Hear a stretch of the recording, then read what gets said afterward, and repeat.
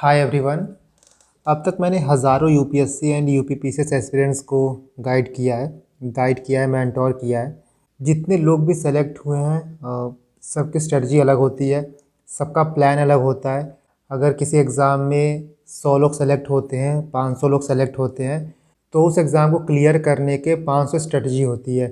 But जो लोग भी इस एग्ज़ाम को क्लियर करते हैं, कुछ कॉमन फैक्टर सब में होता है, और वो फैक्टर होता है डिसिप्लिन का, वो फैक्टर होता है कंसिस्टेंसी का। आपका एग्ज़ाम 12 तारीख को है, 12 अक्टूबर को है, और आपके हाथ में एग्जैक्टली 70 दिन बाकी हैं। First let me tell you कि ये 70 दिन मोर देन इनफ है यूपीपीसीएस प्रीलिम्स क्वालिफाई करने के लिए, बशर्ते आपको ये पता हो कि आगे आने वाले 70 दिनों में मुझे क्या करना है, मेरे हर एक दिन का प्लान क्या होगा। अगर आप हैप्पैज़ार्ड मैनर में मैं आज ये पढ़ लेता हूँ, मैं आज वो पढ़ लेता हूँ, इस तरीके से चलोगे तो ये इल्यूजन क्रिएट होगा आपको कि आप पढ़ रहे हो, बट एक्चुअली वो पढ़ाई आपके एग्ज़ाम में हेल्प नहीं करेगी। क्योंकि हमारा दिमाग जो है वो एक पर्टिकुलर टाइप से काम करता है, हमारी मेमोरी जो है वो एक पर्टिकुलर टाइप से फंक्शन करती है। आप कुछ भी आज पढ़ो, रैंडम चीज़ें उठाओ, रैंडम मटेरियल उठाओ, तो जो आपकी नॉलेज है ना बहुत ही शैलो रहेगी। दैट इज़ वाई मैंने जो ये पूरे 70 दिन का प्लान प्रिपेयर किया है, this is not some random plan, this is not just another plan, this plan has a scientific basis in it. आपको 70 दिन में सिलेबस कवर करना है, आपको 70 दिन में रिवाइज़ भी करना है। एटलीस्ट आप 3 रिवीजन करोगे तब आप ये बोल सकते हो कि कोई भी चीज़ आपके मेमोरी में सॉलिडिफाई हो गई है, वो आप एग्ज़ाम में रिप्रोड्यूस कर पाओगे, वो आप एग्ज़ाम में रिकलेक्ट कर पाओगे। इसके बाद testing effect of this plan, कोई भी चीज़ आप पढ़ते हो, कोई भी चीज़ आप याद करते हो, तो अपने मेमोरी को स्ट्रेंथन करने के लिए, मेमोरी को कंसोलिडेट करने के लिए आपको टेस्ट लेना पड़ता है। Active recalling is very important to reinforce retrieval pathway. जो आप पढ़ रहे हो उसको कैसे रिट्रीव करना है अपनी मेमोरी से, उसके लिए एक्टिव रिकॉलिंग बहुत ज़्यादा इंपॉर्टेंट होती है। इसके बाद ROI based planning. ROI based planning मतलब ये होता है कि जब भी आप कोई चीज़ पढ़ते हो, फॉर एग्जांपल आप पॉलिटी पढ़ते हो, फॉर एग्जांपल आप हिस्ट्री पढ़ते हो, करंट अफेयर पढ़ते हो, तो आपको ये पता होना चाहिए कि मैं कितना इनपुट दे रहा हूँ और मुझे आउटपुट कितना मिलेगा। इस वक्त आप ये नहीं कर सकते हो कि मान लो मैं किसी सब्जेक्ट में 2 दिन देता हूँ, 3 दिन देता हूँ और मुझे उससे जो आउटपुट है बहुत ही नेग्लिजिबल मिले, या फिर मिले भी तो जितना मैंने मेहनत की है उसके प्रोपोर्शनेट ना मिले। तो ये सारी चीज़ें ध्यान रखते हुए आपको प्लान करना है कि आपको कौन सा सब्जेक्ट कितना पढ़ना है और कितना टाइम देना है। इसके बाद प्रोग्रेसिव डिफ़िकल्टी। जब भी आप कोई प्लान प्रिपेयर करते हो तो आपको प्लान इस तरीके से प्रिपेयर करना है कि जो स्टार्टिंग के डेज़ हो ना, वहाँ पे आपका लोड जो है थोड़ा सा कम हो। सो आपको वहाँ पे कॉग्निटिव लोड मैनेजमेंट करना पड़ता है। जैसे फॉर एग्ज़ाम्पल आप ये मान लो कि ज्योग्राफी एक टफ़ सेक्शन है, टफ़ टॉपिक है, और उसको आप प्रिपरेशन के स्टार्टिंग में ही रख देते हो ना, तो आपका जो मोटिवेशन रहता है सब्जेक्ट को क्लियर करने का, पढ़ने का, वो धीरे धीरे डिमिनिश होने लगता है। आपको ग्रोथ नहीं दिखता है, जब तक आपको ग्रोथ नहीं दिखेगा आप मोटिवेट नहीं होगे पढ़ने के लिए। इसीलिए स्टार्टिंग में कुछ ऐसे सब्जेक्ट को आपको लगाने हैं जिनकी आरओआई भी ज़्यादा हो और जो हैंडल करने में भी ईजी हो, सो दैट जब आप उसको कंप्लीट करो, आप पीवाईक्यू लगाओ तो आपको पता चले कि हाँ ये चीज़ मेरा कंप्लीट हो गया है और मेरा इतना बाकी है। फॉर एग्ज़ाम्पल मान लो आपको 100% रेस दौड़नी है, यहाँ पे आपका 20% कंप्लीट हो गया, तो नॉर्मली हम ये देखते हैं कि हमारा 20% कंप्लीट हुआ है, ना कि हम ये देखते हैं कि हमारा 80% बाकी है। तो ये जो चीज़ है ना वो मोटिवेशन का काम करती है। आपको ऑलरेडी पता होता है कि आपने कितना रास्ता तय कर लिया है, and this will force you to work even more harder. ना देखो, ये सारी चीज़ें मैंने इसलिए बताई हैं कि मान लो आप खुद का प्लान बना रहे हो, तब भी आप इन सब चीज़ों को ध्यान में रखोगे। रैंडमली कुछ भी सब्जेक्ट आप नहीं लिखोगे कि मैं आज ये पढ़ूंगा, कल ये पढ़ूंगा, परसों ये पढ़ूंगा। सिर्फ आप पढ़ते ही रह जाओगे, उसका यूपीपीसीएस में एप्लीकेशन नहीं कर पाओगे। क्योंकि देखो, यूपीपीसीएस या फिर किसी भी एग्ज़ाम में सक्सेसफुल होने के लिए 4 चीज़ें होती हैं: knowledge, strategy, execution and luck. और ये जो प्लान है वो आपके पहले 3 पार्ट को स्ट्रेंथन करेगा, पहले 3 पार्ट को मैक्सिमाइज़ करेगा। लक फैक्टर रहता ही है। आप एग्ज़ाम में जाके क्या करते हो, साथ में यूपीपीसीएस कैसे पेपर सेट करता है, जैसा आप 2024 का देखोगे कितने क्वेश्चन ड्रॉप हुए हैं, मतलब वो चीज़ें हमको अभी तक नहीं पता है। जो चीज़ हमको नहीं पता है या फिर जो हमारे हाथ में है, हम उसके लिए प्लान नहीं कर सकते हैं, बट जो 95% है ना, हम उसके लिए प्लान कर सकते हैं। और इन 70 दिनों में आपको इन्हीं बचे हुए चांसेस को इंक्रीज़ करना है। नाउ जो ये प्लान है, 2-3 चीज़ें आप यहाँ पे ध्यान रखो। सबसे पहली बात कि आपका जो टारगेट है, आपका जो एक्सपेक्टेड गोल है, आपका एक्सपेक्टेड आउटकम है, वो 135 प्लस है। यही आपको सोच के चलना है। कुछ क्वेश्चन यूपीपीसीएस खाता है, कुछ क्वेश्चन आपके खुद गलत होते हैं, तो वो प्लस माइनस करते करते चीज़ें बैलेंस हो जाती हैं। That is why 100 net correct आपको टारगेट करना है, या फिर 135 plus in UPPCS prelims, so that जब आप प्रीलिम्स दे के आओ तो आपके दिमाग में ये बर्डन ना रहे कि मेरा प्रीलिम्स क्लियर हो रहा है कि नहीं हो रहा है, और यूपीपीसीएस आंसर की क्या निकाल रहा है, कितने क्वेश्चन ड्रॉप कर रहा है। यूपीपीसीएस चाहे कुछ भी करे, आप ऑलरेडी सेफ जोन में रहो। इसीलिए इस वक्त जितना भी हो सके अपने स्कोर को मैक्सिमाइज़ करने का सोचना है। ये प्लान आपका कल से स्टार्ट होगा 5 अगस्त, और देखो 70 दिन आपके हाथ में है। ये ध्यान रखना है कि कम से कम आपको 10 से 11 घंटे पढ़ने ही हैं। जितने लोग भी सीरियसली इस एग्ज़ाम के लिए प्रिपेयर कर रहे हैं, आई वांट टू से कि देखो टाइम को देख के मत चलना कि आपके पास 70 दिन है। एक ये इल्यूजन क्रिएट होता है कि हमारे पास बहुत टाइम है। टाइम बहुत ज़्यादा लिमिटेड है, और अगर आप 10 से 11 घंटा नहीं दे रहे हो तो आप नहीं दे रहे हो, कोई और दे रहा है, आपके बगल वाला दे रहा है। कंपटीशन यहाँ पे रिलेटिव है। आपकी सीट के लिए हज़ारों दावेदार हैं। आप 1 घंटा कम दे रहे हो तो कोई आपसे 2 घंटा ज़्यादा दे रहा है। थोड़ी सी भी आपने लापरवाही की, थोड़ी सी भी आपकी चूक हुई, तो आप हज़ारों लोगों से पीछे हो जाओगे। 10 से 11 घंटे से कम तो देना ही नहीं है। किसी दिन ऑफ डे होता है, किसी दिन डल डे होता है, तो आपका कुछ कम हो जाता है, बट ये कोशिश करना है कि ऑन एन एवरेज आप हर दिन 10 से 11 घंटे पढ़ाई को दे ही रहे हो। कोई भी दिन ऐसा नहीं जाना चाहिए जहाँ पे आप कुछ भी नहीं कर रहे हो। कुछ भी नहीं कर रहे हो तब भी आप कुछ ना कुछ यूपीपीसीएस के लिए कर ही रहे हो, चाहे आप कोई वीडियो लेक्चर ही देख रहे हो, मतलब कुछ कर रहे हो यूपीपीसीएस के लिए। कोई भी दिन सिर्फ बैठ के नहीं निकालना है कि आज मेरा मन नहीं कर रहा है पढ़ाई करने का। जैसा मैंने बोला कि अगर आपका नहीं कर रहा है तो आपकी सीट के लिए हज़ारों लोग जो दावेदार हैं उनका कर रहा होगा, और वो कर भी रहे होंगे। सेल्फ मोटिवेटेड होना बहुत ज़रूरी है।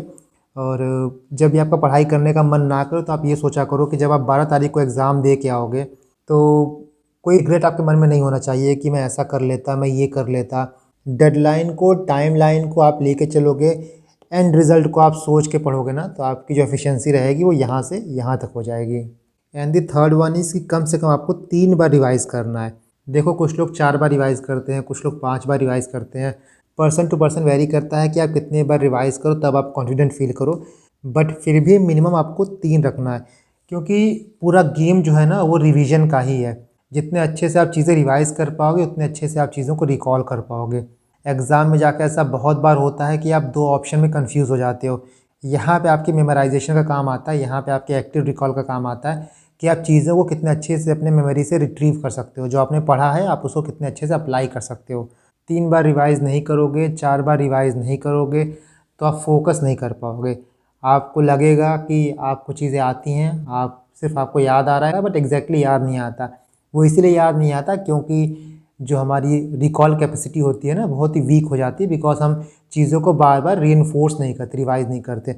नाउ देखो यहाँ जो मैंने स्टडी टाइम दिया है 10 से 11 घंटा, जो लोग फुल टाइम प्रिपेयर कर रहे हैं वो तो टाइम दे सकते हैं, बट जो वर्किंग एस्पिरेंट है, जो जॉब कर रहे हैं, उनके लिए 10 से 11 घंटा देना पॉसिबल नहीं होता। देखो जो वर्किंग एस्पिरेंट है ना, उनके लिए कुछ पॉजिटिव भी है, कुछ नेगेटिव भी है। तो कुछ आपको मिलता है तो कुछ आपका जाता भी है। जो वर्किंग एस्पिरेंट है उनके पास जॉब सिक्योरिटी है। इनफैक्ट आई वुड से कि वो कॉन्फिडेंट भी रहते हैं। अगर आपके पास जॉब रहती है, आप फाइनेंशियल स्टेबल होते हो, तो एक कॉन्फिडेंस आपके साथ रहता ही है। बट इनकी प्रॉब्लम क्या है, इनके पास टाइम कम होगा, ठीक है, लेस टाइम इनके पास है। सो आपको यहाँ पे क्या करना है कि जो टाइम आपके हाथ में है आपको उसी में मैनेज करना है। आप 10 से 11 घंटा नहीं दे सकते हो तो कम से कम आप 6 से 7 घंटा दो। 6 से 7 घंटे पढ़ाई में भी आप चीज़ों को क्लियर कर सकते हो, बशर्ते आपको बहुत अच्छे से प्लान करना होगा। ऑफिस आवर्स में जो भी आपको टाइम मिल रहा है, हो सके तो आप करंट अफेयर की वीडियोस देख लो, हो सके तो वहाँ पे आप कुछ भी मॉक सॉल्व कर लो। मतलब हर एक चीज़ को यूटिलाइज़ करना होगा। आप ऐसा नहीं कर सकते हो कि आप काम भी करो, आराम भी करो और यूपीपीसीएस का प्रीलिम्स भी निकाल लो, क्योंकि कहीं ना कहीं आपका कंपटीशन उनके साथ है जो 10-11 घंटे लगातार पढ़ाई कर रहे हैं, सिर्फ पढ़ाई कर रहे हैं। उसको कवर करने के लिए आपको अपने ऑफिस आवर्स को भी यूटिलाइज़ करना होगा, ऑफिस के बाद के आवर्स को भी यूटिलाइज़ करना होगा, ऑफिस के पहले भी आवर्स को यूटिलाइज़ करना होगा। फॉर एग्जांपल मान लो कि आपका 9 to 5 जॉब है, तो 9 बजे से पहले आप उठ जाओ, 6 बजे उठ जाओ, यहाँ पे 2 घंटा निकाल लो। 5 बजे के बाद आप यहाँ पे 3-4 घंटा निकाल लो। ऑफिस आवर्स में आप कुछ चीज़ें कंप्लीट कर लो। सो इस तरीके से आपको प्लान बनाना पड़ेगा। मैं यहाँ पे वर्किंग एक्सपीरियंस का प्लान नहीं दे पाऊँगा, द रीज़न बीइंग कि देखो सबकी टाइमिंग अलग होती है। कुछ लोग 9 बजे ऑफिस जाते हैं, कुछ लोग 10 बजे, कुछ लोग 12 बजे। So one size fit all approach नहीं होगा। लेकिन क्रक्स यही है कि आप 6 से 7 घंटा पढ़ाई करो, ऑफिस के पहले एंड ऑफिस के बाद आवर्स को बहुत अच्छे से यूटिलाइज़ करो, एंड इन बिटवीन आवर्स जो है, जो आपके ऑफिस का टाइम है, उसमें कुछ ऐसी चीज़ें पढ़ो जिनको आपको बहुत ही प्रोएक्टिवली पढ़ने की ज़रूरत नहीं है। फॉर एग्जांपल आप कुछ वीडियो देख लो, तो this is for working aspirant. Now देखो जो हम प्लान बनाएंगे या फिर जो प्लान आपको फॉलो करना है, उसमें सबसे इम्पॉर्टेंट है ROI, रिटर्न ऑन इन्वेस्टमेंट। आप कितना टाइम दे रहे हो, उससे आपको कितना मार्क्स मिल रहा है। यहाँ पे मैंने देखो सब्जेक्ट को डिफ़िकल्टी एंड ROI के बेसिस पे अरेंज किया है। सबसे इजी सब्जेक्ट जो है वो पॉलिटी है, इसका ROI बहुत ज़्यादा है। यहाँ पे आपको डायरेक्टली पता होता है कि क्या पूछा जाएगा, क्या पूछा नहीं जाएगा। बहुत कम चांस होता है कि कोई क्वेश्चन आपको यहाँ पे ऐसा मिल जाए जो बिल्कुल आपने सुना ना हो। आपने सुना सब कुछ होता है, बस डिफरेंस ये होता है कि आप एग्ज़ाम में रिकॉल कर पाते हो कि नहीं कर पाते हो। आपसे आर्टिकल पूछा जाता है, आपसे अमेंडमेंट्स पूछा जाता है, जो कॉन्स्टिट्यूशनल बॉडी है उसके कुछ फीचर पूछ लिए जाएंगे। तो चीज़ें ऐसी होंगी जो आपने पढ़ी होंगी, बस आपको रिकॉल करना होगा। इसका ROI बहुत ज़्यादा है। इसके बाद एनवायरनमेंट आता है। एनवायरनमेंट का भी ROI अच्छा होता है। यहाँ भी आपको 12 से 15 क्वेश्चन मिल जाते हैं। इकॉनमी का ROI मीडियम होता है। इनफैक्ट इकॉनमी एक ऐसा सब्जेक्ट है ना जो 50% करंट अफेयर बेस्ड होता है और 50% स्टैटिक होता है। स्टैटिक इन द सेंस कि वो कोर इकोनॉमिक्स या फिर कंसेप्चुअल इकोनॉमिक्स पे आता है, बाकी 50% जो है वो करंट अफेयर बेस्ड होता है। वहाँ से आपको बजट के क्वेश्चन पूछे जाएंगे, इकोनॉमिक सर्वे के क्वेश्चन पूछे जाएंगे, आपसे स्कीम पूछा जाता है। इसके बाद साइंस, ज्योग्राफी और हिस्ट्री, ये 3 सब्जेक्ट जो है वो टफ कैटेगरी में आते हैं और ये 3 जो है वो ईजी में आते हैं। टफ में भी देखो साइंस हो गया, ज्योग्राफी हो गया, इनका ROI जो है हाई और मीडियम है। हिस्ट्री जो हो गया इसका ROI मीडियम है, बिकॉज हिस्ट्री में देखो एंशियंट होता है, मिडिवल होता है, मॉडर्न होता है। एंशियंट मॉडर्न तो चलो आप कर सकते हो, इनफैक्ट आप मॉडर्न आप बहुत इजीली कर सकते हो, बट एंशियंट मिडिवल का जो ROI है ना बहुत ही पुअर है। यहाँ पे क्या पूछा जाएगा आपको नहीं पता होता, तो उसी हिसाब से आपको प्रिपेयर करना है। अब देखो ROI कम है, इसका मतलब ये नहीं कि आप इनको छोड़ दोगे, इनको आप टाइम दोगे, बट कंपैरेटिवली जो बाकी सब्जेक्ट हैं जहाँ से आपको ज़्यादा रिटर्न मिल सकता है उससे कम टाइम दोगे। इसके बाद आता है करंट अफेयर। करंट अफेयर को मैं टफ कैटेगरी में रखता हूँ क्योंकि ये बहुत ही वॉलेटाइल है। आप 1-2 रिसोर्स पढ़ते हो, बट चांसेस कई बार होता है कि आप पढ़े हो उसमें से ना आए। तो टफ सब्जेक्ट है, वॉलेटाइल सब्जेक्ट है, बट इसका ROI बहुत ज़्यादा है।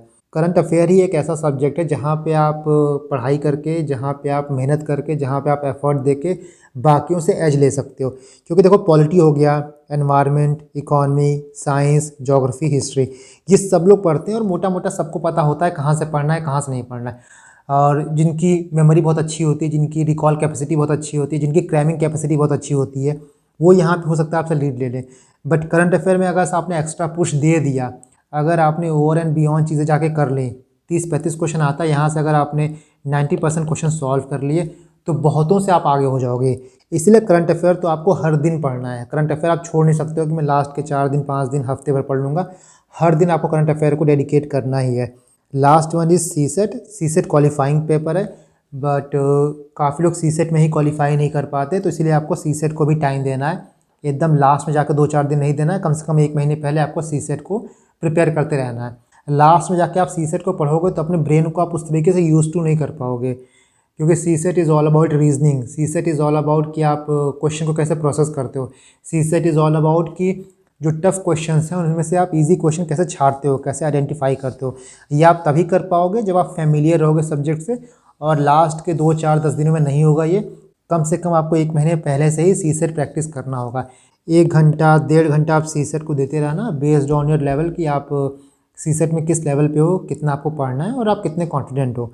मैथ आपको आता है, रीजनिंग आपको आता है, तो आपको कम टाइम देना होगा। अगर आपको नहीं आता, बहुत ज़्यादा आपको डर है कि सीसेट आपका क्वालिफाई नहीं होगा, तो आप कुछ टाइम ज़्यादा दे सकते हो।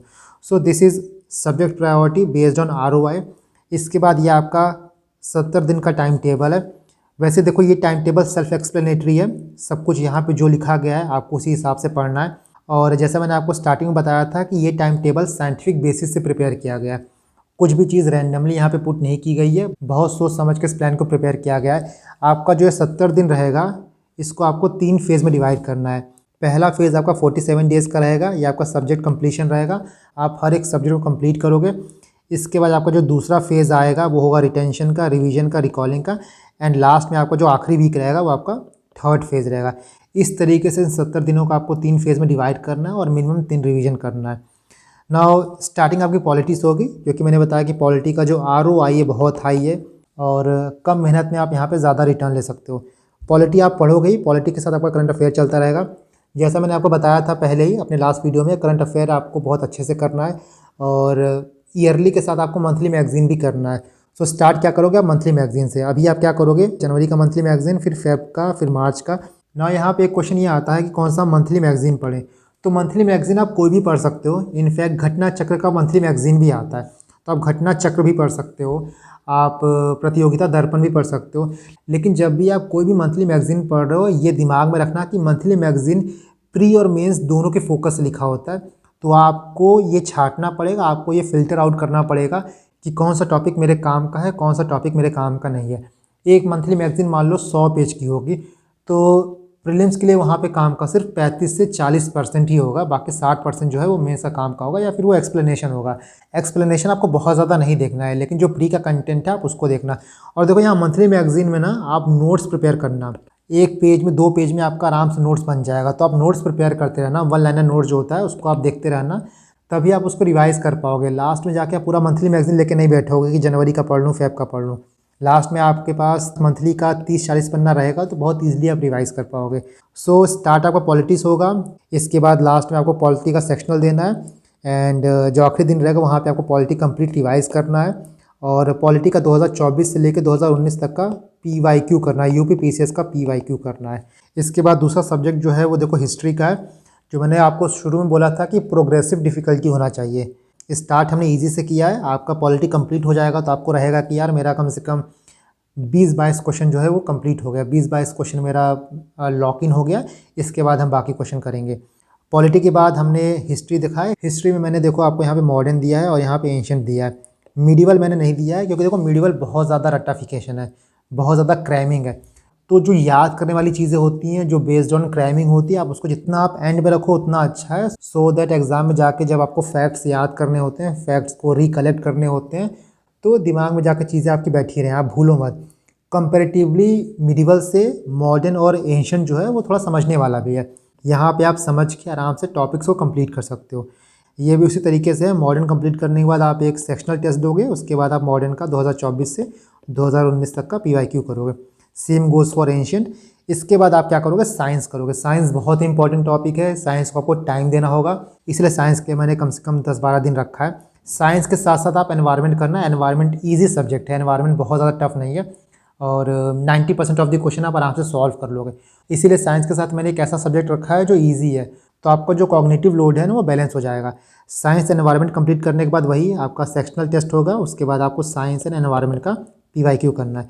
यहाँ देखो जब आप साइंस करोगे 26 अगस्त, इनफैक्ट आपका 25 अगस्त तक जुलाई का करंट अफेयर हो जाएगा, और इसके बाद आपको अगस्त करना रहेगा। बट अगस्त का जो मंथली मैगज़ीन है वो अगस्त में नहीं आएगी, वो सितंबर में आएगी। तो यहाँ पे आपको क्या करना है, जो मैंने बोला था कि कम से कम आप 1.5 साल का करंट अफेयर करोगे, तभी आपको बाकियों से एज मिलेगा। इस बार कोई भी चीज़ आपको छोड़ना नहीं है, जितना आपसे हो सके आप उतना करो। तो जो लास्ट ईयर का करंट अफेयर है उसको कवर करने के लिए आप क्या कर सकते हो, मैंने घटना चक्र की आय दृष्टि अपने चैनल पे कवर कराई है लास्ट ईयर के लिए, यूपी PCS 2024 के लिए जो मैंने कवर कराई थी, आप उसको देख लेना। तो क्या होगा कि जो 2024 का साल है ना वो आपका पूरा कवर हो जाएगा। और वीडियो फॉर्म में है, मैंने माइंड मैप प्रोवाइड किया है, मैंने फ्लो चार्ट प्रोवाइड किया है, तो बहुत ईजिली आप कवर कर लोगे। सो अगस्त में आप वही कवर करना मेरी वीडियोज़ के थ्रू, साथ में आप करंट अफेयर रिवाइज़ करते रहना, जो यहाँ पे आप पढ़े रहोगे उसको आप रिवाइज़ करते ही रहना। नाउ साइंस एनवायरनमेंट के बाद क्या करोगे, 2 दिन आपका बैकलॉग डे है, कुछ चीज़ें आपकी कंप्लीट नहीं होंगी, उसको कंप्लीट करना प्लस रिवाइज़ करना। नेक्स्ट आप थोड़ा यूपी स्पेशल देखना। यूपी स्पेशल देखो यूपी PCS में बहुत कम आता है, पिछले सालों का आप ट्रेंड देखोगे तो बहुत ही नेग्लिजिबल क्वेश्चन पूछे गए हैं, और जो भी पूछे गए हैं या तो करंट अफेयर बेस्ड पूछे गए हैं, और नहीं तो उसका जो ROI है बहुत पुअर है। 1-2 क्वेश्चन के लिए आप पूरा का पूरा यूपी स्पेशल नहीं पढ़ोगे, बट जो भी फैक्चुअल चीज़ें हैं, फैक्चुअल GK है, चाहे रिवर हो गया, चाहे कनाल हो गया, चाहे डैम हो गया, चाहे नेशनल पार्क हो गया, लोकल डांस पे, लोकल फेस्टिवल पे क्वेश्चन पूछ लिया जाता है, तो वो आप कर लेना। और ये सब चीज़ें बस याद करने वाली हैं, बहुत ज़्यादा यहाँ पे कोई साइंस नहीं है, बहुत ज़्यादा यहाँ पे कोई समझने वाली चीज़ नहीं है। Now science environment UP special देखो आपका चलता रहेगा थोड़ा यहाँ पे। इसके साथ आप ज्योग्राफी करते रहो। ज्योग्राफी एक लंबा टॉपिक है, टफ है, बट इसका ROI भी ठीक ठाक है। ज्योग्राफी में मैपिंग बहुत इंपॉर्टेंट है, तो आप इसको करते रहना। इसके बाद इकॉनमी में देखो 50% आपका होते रहेगा जब आप करंट अफेयर करते रहोगे, बाकी 50% जो स्टैटिक इकॉनमी है, जो कंसेप्चुअल है, वो यहाँ पे करोगे 4-5 दिन में। इसका सेक्शनल दोगे, उसके बाद आप इसका 2024 से 2019 तक का PYQ लगाना। नेक्स्ट लास्ट में 17 सितंबर से लेकर 20 सितंबर तक मिडिवल हिस्ट्री, इसको बस आप 4 दिन देना। 4 दिन में आप जितना इससे निचोड़ पाओ, जितना आप ले सको, जितना आप समझ पाओ, जितना आप याद कर पाओ उतना ही करना, उसके बाद इसको छोड़ देना। एक पॉइंट के बाद आप इसे रिटर्न नहीं ले सकते हो। नाउ जब आप फेज़ 2 स्टार्ट करोगे 21 सितंबर से, यहाँ पे आपको CSET को भी लगाना है साथ में। CSET की आप 1 घंटे प्रैक्टिस करते रहो, मान लो सी सेट आपका बहुत ज़्यादा पुअर है तो आप सी सेट थोड़ा पहले से भी कर सकते हो, 1 हफ्ते पहले से भी स्टार्ट कर सकते हो। बट वॉट आई फील कि सी सेट के लिए 20 दिन 22 दिन मोर देन इनफ है। अगर आपका मैथ वीक है तो आप रीजनिंग से कर सकते हो, आप कॉम्प्रिहेंशन से कर सकते हो। आपका कॉम्प्रिहेंशन वीक है तो आप रीजनिंग से कर सकते हो, आप मैथ से कर सकते हो। तो अपॉर्चुनिटी आपके पास बहुत होती है। सिर्फ आइडेंटिफिकेशन का गेम है कि कौन सा क्वेश्चन ईजी है और कौन सा मुझे क्वेश्चन टारगेट करना है। मैं सी सेट की स्ट्रेटजी के लिए भी कंप्लीट वीडियो बना दूंगा, कैसे आपको सी सेट को टैकल करना है एंड कैसे आप मात्र 20 दिन 22 दिन या फिर आप कहो तो 15 दिन में सी सेट कंप्लीट कर सकते हो। अब आपको यहाँ पे क्या करना है, पॉलिटी को दूसरी बार रिवाइज करना है। आपने स्टार्ट पॉलिटी से किया था तो आपको रिवीजन भी स्टार्टिंग पॉलिटी से ही करना होगा।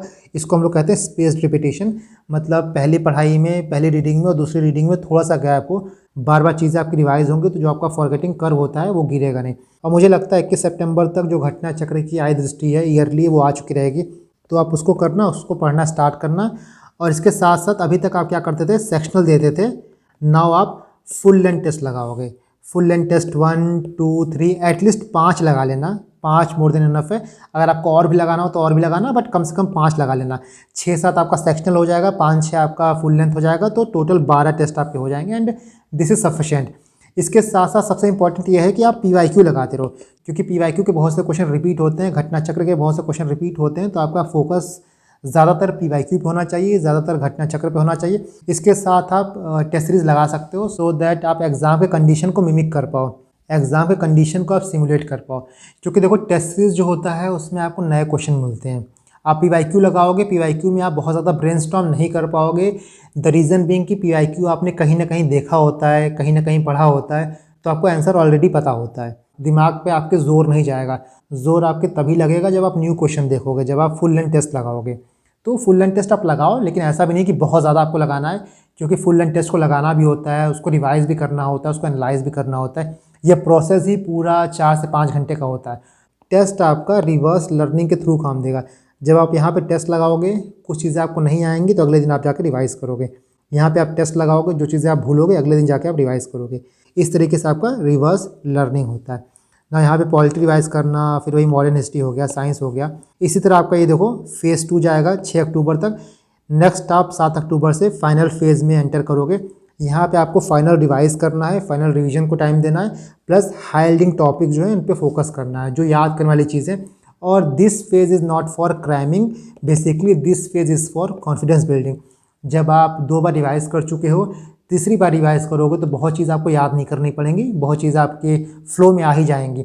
लेकिन जो कोर फैक्चुअल चीज़ होता है, मान लो आर्टिकल्स हो गया, अमेंडमेंट्स हो गया, साइंस में काफ़ी चीज़ें होती हैं, ज्योग्राफी में रिवर्स के नाम हो गए, हिल्स हो गए, माउंटेन्स हो गए, एंशियंट हिस्ट्री में, मिडिवल हिस्ट्री में जो टर्मिनोलॉजीज होती है वो चीज़ें हो गई, मॉडर्न हिस्ट्री के जो बुक्स हो गए, ऑथर्स हो गए, वो हो गए, उनको जाके आप लास्ट में रिवाइज करोगे। यहाँ पे आप UPPCS का 2021-22 का फुल पेपर सॉल्व करना, क्योंकि आप जब एग्ज़ाम का पेपर सॉल्व होगे, जब आप UPPCS का पेपर सॉल्व करोगे तो आपके अंदर एक कॉन्फिडेंस आएगा कि जो UPPCS पेपर बनाता है, जो क्वेश्चन एग्जाम में आया है मैं उसको सॉल्व कर रहा हूँ। एक लास्ट चीज़ आप ध्यान में रखना, एग्ज़ाम आपका 12 अक्टूबर को है। 12 अक्टूबर के 2-3 दिन पहले, चाहे 8 अक्टूबर हो गया, 9 अक्टूबर हो गया, 10 अक्टूबर हो गया, यहाँ पे एग्ज़ाम लाइक कंडीशन में आप PYQ देना। एग्ज़ाम लाइक कंडीशन मीन्स जैसे एग्ज़ाम में आपकी शिफ्ट होती है, शिफ्ट 1 9:30 से 11:30, शिफ्ट 2 2:30 से 4:30, इस शिफ्ट में आप पेपर 1, इस शिफ्ट में आप पेपर 2 देना। ऐसा करने से आपको ये फ़ायदा होगा कि आपका दिमाग जो है वो ट्रेन हो जाएगा 12 अक्टूबर के लिए। क्योंकि बहुत से लोग ऐसे हैं जो रात में पढ़ते हैं, दिन में सोते हैं, बहुत से लोग का जो सुबह होता है वो 12 बजे होता है, लेकिन एग्ज़ाम में आपके बॉडी क्लॉक को इसी टाइम पे फंक्शन करना होगा। So this is the plan जो आपको फॉलो करना है आने वाले 70 दिनों के लिए। ये PDF मैं टेलीग्राम पे प्रोवाइड कर दूंगा, मैं टेलीग्राम का लिंक आपको डिस्क्रिप्शन बॉक्स में मिल जाएगा। और मैं फिर से आपको ये बात बोलूँगा कि please stick to this plan. आपका टारगेट ये होना चाहिए कि मुझे 135 140 प्लस स्कोर करना है, और प्रॉपर फ्लो में आप टॉपिक्स को कंप्लीट करते रहो। बहुत आराम से आपका सिलेबस भी कंप्लीट होगा एंड बहुत आराम से आपका UPPCS प्रीलिम्स भी क्वालिफाई होगा। All the very best, and इस प्लान को आप टेलीग्राम से डाउनलोड कर लेना।